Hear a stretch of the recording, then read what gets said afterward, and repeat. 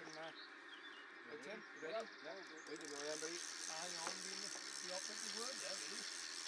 Let's try. Hold that until you're ready to go. You're all right? The weight is going to be on the back one, okay? Okay. Front one's your safety one. So put your feet into the hole now. Okay, ready? Down we go.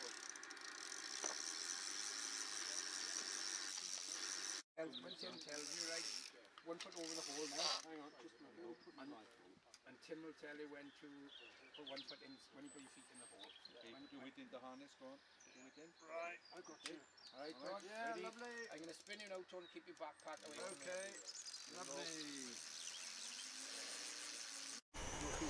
Hi, I'm Casey Jones. I am the youngest committee member for the Rhondda Tunnel Society.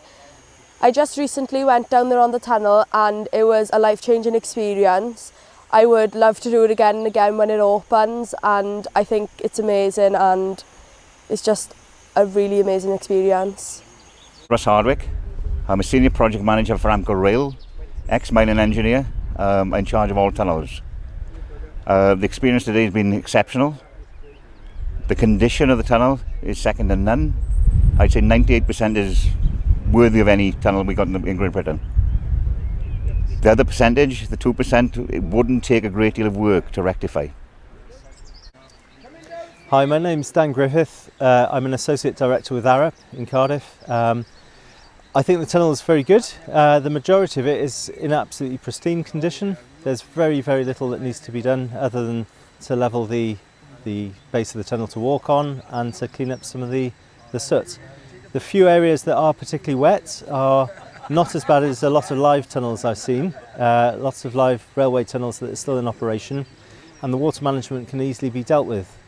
The small areas of repair can be repaired with easy repair techniques, and overall I think it's in a very, very good condition and looks very promising.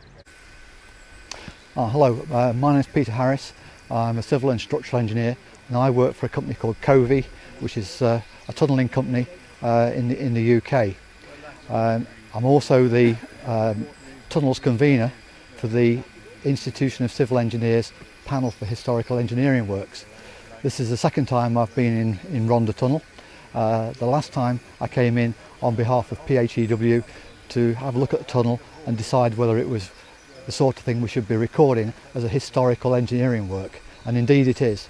It's a truly interesting piece of engineering of great historical value. I've been in again today, this time more with a critical look, to look at the condition of the tunnel, to look at the areas that may need repair and make some suggestions later as to what would be suitable in some places. I think the main thing I notice is that 90% of the tunnel is in exceptionally good condition. So there's only short lengths that need some work doing on to them. And indeed, as I've looked at it today, I've come to a conclusion that there's probably even less serious work needs to be done than I thought last time. I'm Chris Scott of ISS, which is a roof support, innovative support systems. I've just had a wonderful visit through the tunnel. The tunnel is in exceptionally good condition.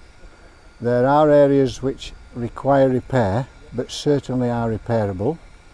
I think it's highly necessary to do it. There's a piece of woodwork down there in particular, which is a beautiful piece of woodwork, which I think Mr. Peter Harris said, and I quite agree, it would be nice to bring it out and rebuild it on the top, where we can all have a good look at some proper engineering. There's nothing at all in that tunnel that says it can't be repaired reasonably with a good team, and there's a very strong team here. I believe it's about the strongest team you're going to get, to be quite honest. I would say that, wouldn't I? All right. I'm Kurt Seidler. I'm the founder and director of GZ Consultants. We are based out of Croydon, and we do a lot of refurbishment work for London Underground, tunnel refurbishment first of all, but also structures as well. And I was very interested to go into this tunnel here. Really, it was quite a pleasure to see the tunnel in what state it is.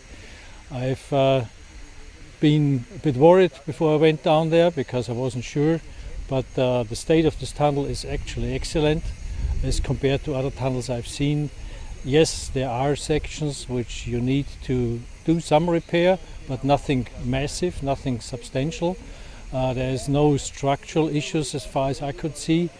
And I think with some decent repair, with some low-level repair, this tunnel can be made a wonderful, or be brought to wonderful new use. Hi, I'm Steve Jones. I'm one of the consulting engineers for the Rhondda Tunnel Society. Today we had a mixture of specialist tunnelling repair engineers who we wanted to come down and have a look at the tunnel and give us some idea as to what they think it would take to get the infrastructure in serviceable condition to allow it to open to the public. Initially, when we got to the bottom, the engineers were fairly impressed, even though it was a little bit wet and uneven underfoot. They thought the start was very good. So as we proceeded in by, it became drier, and the impression of the engineers was that this tunnel is in as good a condition as any they've ever seen. We progressed to the cog. We spent a bit of time there, and we were all of the opinion that the cog is, as everybody knows, not supporting anything. We noticed, which has always been there, some hinging on the front part of the cog, but it's in quite a solid condition. So we progressed further in by, and as we got in by, of course, the lining changed from masonry to brickwork, from brickwork to masonry. All very impressed with the condition of the tunnel, right the way through to the blind comb end, where what we thought is probably the worst part of the tunnel. The engineers didn't seem to think it was that bad. We got to the water section and they thought it was very, very manageable. The water ingress was nowhere near as much as they thought it would be. And all in all, the overall impressions were that it would be quite an easily serviceable tunnel to get open repair-wise.